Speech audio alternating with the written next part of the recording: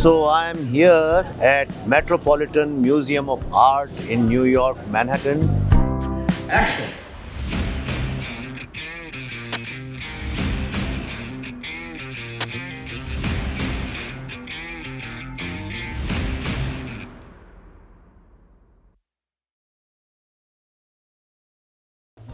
और अब मैं आपको ले जा रहा हूँ न्यू आर्ट की गैलरी में। ये अमेरिकन फोटोग्राफी आप देख सकते हैं 1839 to 1910 and there is a very beautiful artifact of this camera. And मेरी वीकनेस है, आई लव फोटोग्राफी। मेरे घर में, रूम में, सब जगह बहुत फोटोग्राफी है, हम लोग कलेक्ट भी करते हैं। So let me just take you to this museum of new art and let's see what I can show you here.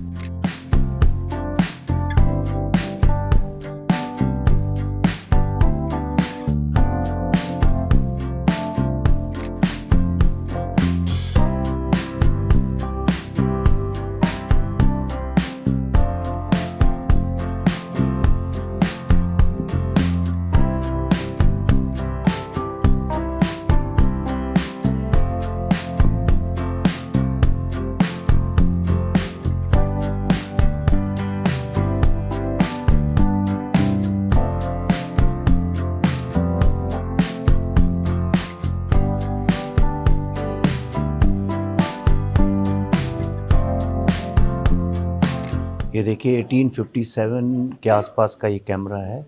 It's called stereo पेटिकॉन और ये अलेक्जेंडर ब्रदर्स यूज़ करते थे। और अगर मैं इसके अंदर देखूं तो I can see pictures inside कि फ़ोटो कैसे खींचते थे, क्या दिखता था। And look at this is stereo opticon installed with digitized stereographs. And again you can see that one can look inside. और ये इतने ब्यूटीफुल इनने म्यूज़ियम्स बनाए हैं कि तबीयत खुश हो जाती है देख के। और मुझे कई बार ये भी लगता है कि India has a lost opportunity. हम क्यों नहीं करते ऐसा काम? कितनी हिस्ट्री है हमारे यहाँ। जेसी क्राइम्स अमेरिका के बहुत बड़े आर्टिस्ट हुए हैं। यहाँ उन्होंने देखिए एक बहुत अद्भुत आर्ट क्रिएट किया है। मैं आपको दिखाता हूँ। नॉर्मली देखिए, आप देख सकते हैं लोग कैसे यहाँ से बस चलते हुए चले जा रहे हैं। ये इतना बड़ा एक आर्ट है जो मैं कवर भी नहीं कर सकता इस कैमरे में। ये आप देखिए छोटे छोटे उन्होंने सारी दुनिया के प्रिजन्स जो जेल हैं वहाँ से 10,000 स्टोन्स, ये छोटे छोटे पेबल्स हैं। पेबल्स मतलब छोटे छोटे से पत्थर हैं। ये पेबल्स वहाँ से इकट्ठे किए और आप देख सकते हैं ऊपर ये एक एक पेबल जो है एक एक धागे से लटका हुआ है। ये छोटे छोटे धागे हैं, उनमें ये लटका हुआ है। और 10,000 इस तरह के पेबल से अब इसको क्रिएट किया है। अब देखने में तो ये सिर्फ एक विजुअल लगता है। आप कहेंगे भाई इसमें क्या ख़ास बात है, ये तो कोई भी कर सकता है। नहीं, इसके पीछे एक बहुत बड़ा मीनिंग है। ये अगर कार्ल जंग आप जानते हैं, ग्रेट साइकोलॉजिस्ट, उनकी जो थ्योरी थी, ही हैड सेट कि उसने बताया था कि दुनिया में कितना बड़ा डेंजर है if we reduce human beings, people, just to mere statistics. आपने देखा होगा आज का जो ये पूरा सिस्टम है इसमें ह्यूमन बींग्स को सिर्फ स्टैटिस्टिक्स बना दिया गया है। तो ही वॉर्न्ड अस अगेंस्ट दैट। और इसको क्राइम ने अपना एक आर्ट बनाया है। और मुझे लगता है ये बहुत ही अद्भुत किस्म का आर्ट उन्होंने क्रिएट किया। मैं आपको अलग अलग एंगल से दिखाने की कोशिश कर रहा हूँ, but it's so huge that ये वाइड एंगल में भी कवर नहीं हो पा रहा है। और ये विशालता दिखाता है इस दुनिया की, किस तरह से इंसान को मात्र एक स्टैटिस्टिक्स में कन्वर्ट कर दिया गया है। और हम सब ये पेबल्स हैं जो सिस्टम के धागों में लटके हुए हैं, बिना किसी अस्तित्व के, बस कुछ कलर्स हैं उनमें बटे हुए हैं। This is my sub layered interpretation of the whole thing. ये बंदा देखिए चला जा रहा है, ये भी तो एक स्टैटिस्टिक्स ही है। इसको कोई मतलब नहीं है इस पेंटिंग से, बस चला जा रहा है। तो कई बार हम लाइफ में आर्ट को इग्नोर करते हैं, हमें लगता है ये सिर्फ भरने के लिए है दीवार को। लेकिन अगर आप उनके पीछे के छुपे मीनिंग्स को देखें तो आपको ज़िंदगी में इतनी इंसाइट्स मिलेंगी, इतना मज़ा आएगा, आपकी ज़िंदगी बदल जाएगी। इसलिए मैं सारे यंग स्टोरी टेलर से हमेशा कहता हूँ कि आप म्यूज़ियम्स में जाइए, आर्ट कंज्यूम करिए। और अब मैं आपको ऐसी अद्भुत चीज़ दिखाने जा रहा हूँ जो कि कमाल की है। ये जेसी क्राइम्स, ये अमेरिकन फोटोग्राफर, पेंटर, आर्टिस्ट, जो भी आप बोलना चाहें। I think he was born in 80s और ये 6 साल जेल में रहे। ओके, और जेल से he created this wonderful art. 39 bedsheets जो कि जेल में इशू होती हैं, उनको काट काट के उसमें जो न्यूयॉर्क टाइम्स में फ़ोटो छपती थी, जो उनको उसमें आर्ट को प्रिंट करना, उनको हाथ से मॉडिफाई करना, और एक बहुत बड़ा ये पीस ऑफ आर्ट उन्होंने क्रिएट किया। आप पहले इसको देखिए, फिर मैं आपको बताता हूँ इसका अर्थ क्या है, मैं बताता भी चलता हूँ आपको।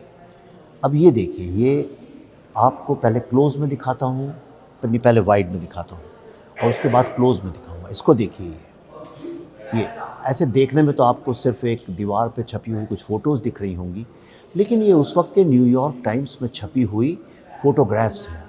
उसको 39 बेडशीट्स को काट काट के और एक पीस एट अ टाइम उसको जेल से किसी तरह से बाहर भेजा।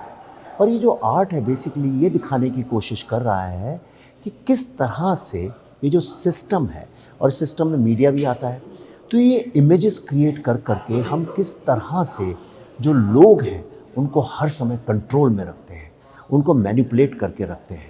जो अब भारत के संदर्भ में कहें तो हमारा कॉन्स्टिट्यूशन कहता है वी द पीपल, और जो कुछ भी भारत में बना है, जो कुछ भी है, वो इन वी द पीपल के लिए तो है। हमने आज़ादी अंग्रेज़ों से क्यों ली? वी द पीपल के लिए ली। तो ये जो वी द पीपल हैं, इनको कैसे एक सिस्टम, सरकारें, मीडिया कंट्रोल में रखता है। ये इमेजेस जो हैं, ये सारा एक नेक्सस है। डेमोक्रेसी में आप देखिए, पॉलिटिक्स और मीडिया, ये पूरा एक नेक्सस है।